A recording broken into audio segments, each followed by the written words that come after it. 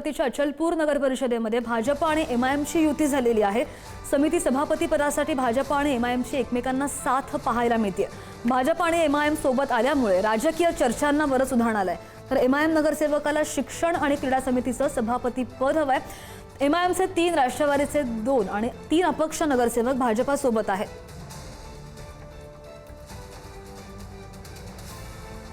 महत्त्वाचे अपडेट पाहतोय आपण अमरावतीमधून।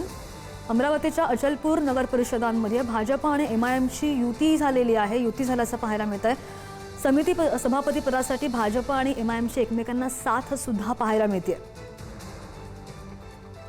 भाजप आणि एमआयएम सोबत आले आणि त्यामुळे राजकीय चर्चांना बरंच उधाण आलेलं आहे।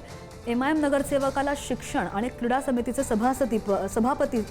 सभापतीपद मिळण्याची शक्यता। एमआयएमचे 3, राष्ट्रवादीचे 2 आणि 3 अपक्ष नगरसेवक जे आहेत ते भाजपासोबत आहेत।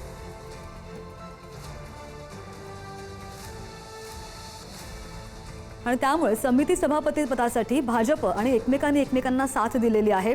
भाजप आणि एमआयएम सोबत आले आणि त्यामुळे राजकीय चर्चांना बरंच उधाण आलेलं आहे। एमआयएमच्या बऱ्याच जागा या निवडणुकीमध्ये निवडून आलेल्या आहेत आणि त्यामुळे अचलपूर नगर परिषदेमध्ये भाजप आणि एमआयएमची युती पाहायला मिळते। समिती सभापती हे पद अगदी महत्त्वाचं असतं आणि त्यामुळे आता नवीन समीकरणं कोणती उदयाला येतात हे पाहणं सुद्धा महत्त्वाचं असेल।